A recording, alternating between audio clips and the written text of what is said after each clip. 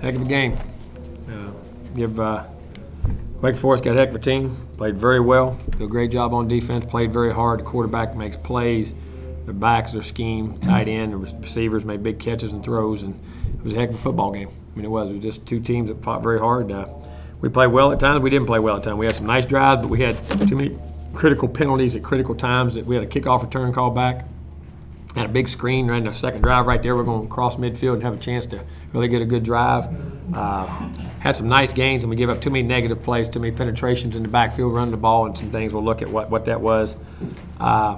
Had the big touchdown call back. We scored in the first great drive of the second half. Had a lot of third down converted play. Did a heck of a job in that group and got it in there and scored, and then got a penalty right there. I think it was a holding call.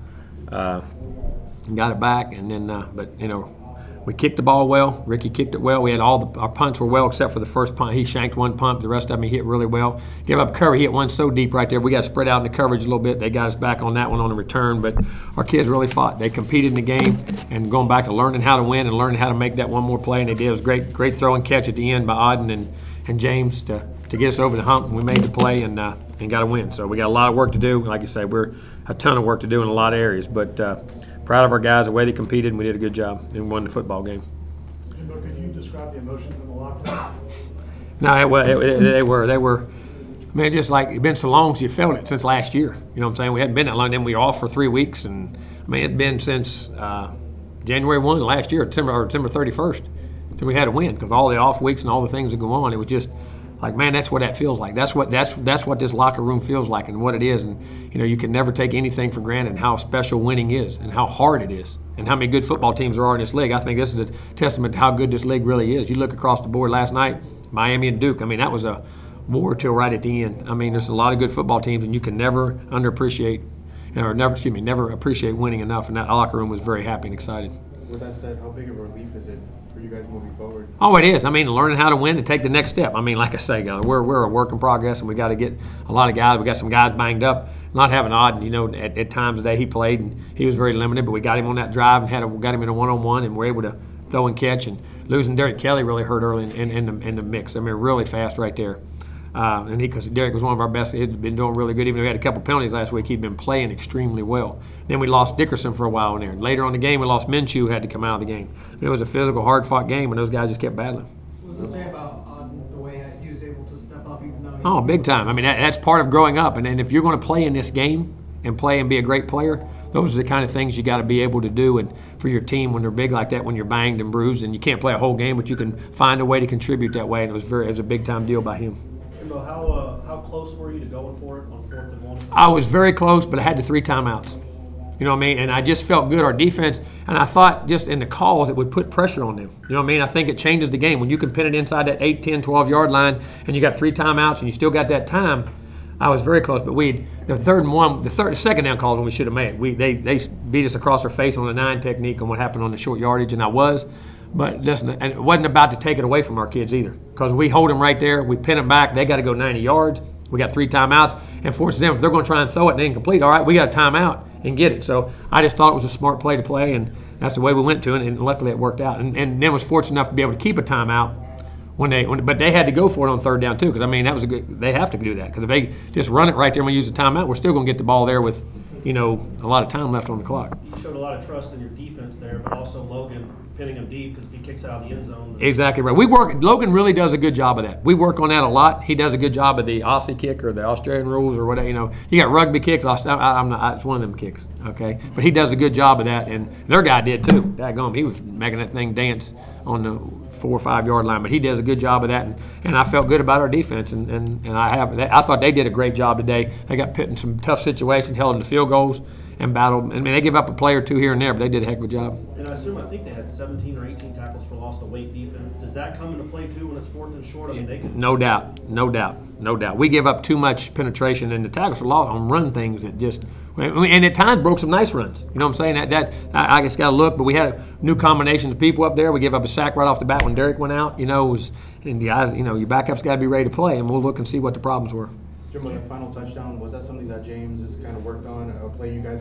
We actually had it earlier in the game with George coming across there one time, if you remember. Actually about the same type of throw. You know what I mean? But that big body of Auden makes a big difference, you know, and that size differential. And it was he had comebacks, he had overs, he had 3 or 4 options. But there's a post alert deal where if he can get the one-on-one at first down, you know, and when he come out, he said the comeback he felt was a little tight, just didn't like it, knew he had that one-on-one and set his feet and give him a nice throw. So that was his option to be able to do that. And one of the strengths of Wake Forest is their run defense, especially up the middle with Rodney and Yarberry. And you guys pounded them all day. Was that more game plan, or was that game flow? It was game plan. We wanted to be direct at them and felt like we could get it up inside and try to dig this. See, they're a bunch. They're an old school defense, and what I mean by that is where they bunch the box, play the corners and safeties inside and high, mix in 2 and what we call palms coverage, and then put those safeties. Man, when you run, I mean that's where them receivers. We have to try to get those receivers close and digging them out. I mean those extra safeties flying down in that box, but they play wide 9s. See, that's why it gets some of the law. When they play wide 5s and 9s, I mean, which is very, you know, you got to have great corners, but there's inside runs in there. You know what I mean? It's hard to get the edges when you get those wide 5s and 9s, so we felt we had to do it and dig the safeties out. Speaking of the run game, was there something different that you saw within the offensive line this week during practice to help you, you know? Well, no, they've worked and done better, and plus we've got to have balance. I don't care. You got to line up and run. Even if you're not making a lot of yards, you still have to make people respect the run. Jimbo, it seemed like when Wake took the lead early in the 4th, and you guys had those plays where you were stalling out on offense, it seemed like the offensive line, some of the players walking off the field, like the body language wasn't there. What were some things you're trying to tell them? Listen, you're still one play. You got, and it's because it gets defeating. That's what I'm saying. We hadn't won. You had, if you'd won some games, you'd been ahead. That body language is different, and that's what I say. Confidence is, listen, anything you do, I don't care what it. The word confidence is nothing greater, nothing more important than confidence. And they hadn't had success. So their confidence, they're doubting, and that's where as a coach you got to remind them what they got to do, what the program's built on. The love, trust, and belief, what we talk about all the time, and toughness, effort, discipline, and pride. And you got to remind them of that, because at the end of the day, that's all you got. At the end of the day, you got your pride. You got to line up. Like I say, ain't nobody coming to save you. You know, ain't nobody coming out here to bet. You got to do it. You got to play your way in. You played your way in. You got to play your way out. And that was what we told them, and we got to do it again. We believed in them. We're going to come right back. We're going to be aggressive, and we got it. Jimbo, with Jacques Patrick had a really breakout game today. You know, just what did you how pleased were you with his performance? God, I keep saying it. He has played extremely well all year. I mean, I know we all love the other guys and different things, but this guy, all we've ever done, played. Cam had a great game. He had a great game. But Jacques has played steady. He knows what to do. He's been around. He can catch. He can block. He can run. He's a heck of a football player. How does James? Go ahead. Do you still, with Cam, some of that high school stuff where he runs 4, 6, 8 yards? Yeah, I mean, you got to realize every play is not a touchdown. And listen, and it comes from not a bad place. Right. It comes. See, if I remember right, if you remember, you remember Dalvin's conversation he told you when he started playing. Some of the things I had to tell him early. Every play is not a touchdown. I had to have that conversation with him. They're so used. Those guys. You got to remember when you run for 3,000 yards in a year, the last time you ever played, you're used to running up and down the field, which they will. And he made some phenomenal runs today. I mean, phenomenal runs. You know what I mean? But every one at this level, it's just not, it doesn't work that way. And you got to be willing to take that 3, 4, 5, or even a 1-yard loss. You know what I'm saying? To not put it in, and that's just a learn. I had to do that with Dalvin. Dalvin, we had that conversation. You just go make the good. All of a sudden, your ability, it'll spit. You'll know when it's there. You know what I'm saying? And don't try to put too much pressure on yourself or do too much. But he had some really nice plays in the game. Had nice catches. He's going to be a heck of a player, guys. He is. He's a freshman.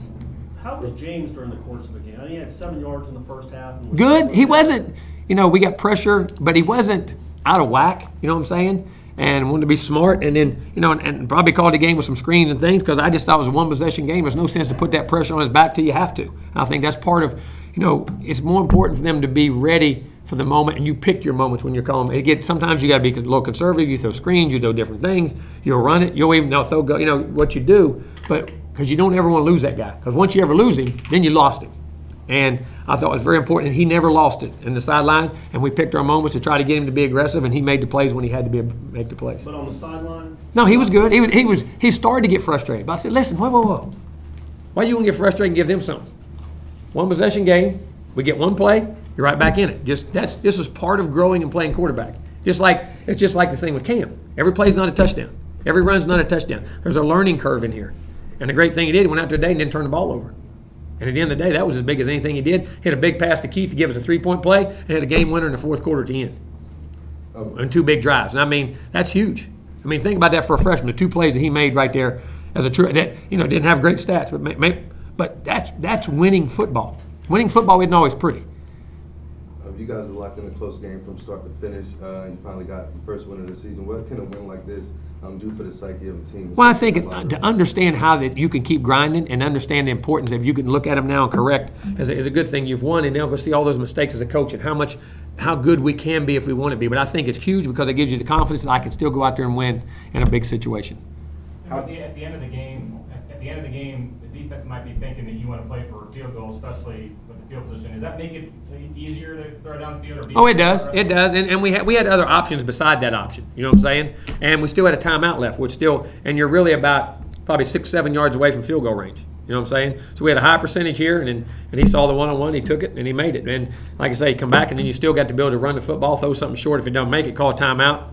You know, get your, and you still had to have a minute and do whatever you had to do, or just call a play and milk it down and run it. So there was a lot of different options there, and thought maybe they would pressure, come at us a little bit, or try to blitz and try to get the one-on-one. I assume that's not an easy catch for Odd either with the guy. Oh, but that's odd. That's what big receivers do. That's what the big body receivers, they have to do. I mean, just like guys on the post. I mean, the big guys, they're never open, but they're always shooting over somebody. The big receivers, they ain't never really open. They just play over people. You know what I'm saying? And that's what you got to do. It seemed like a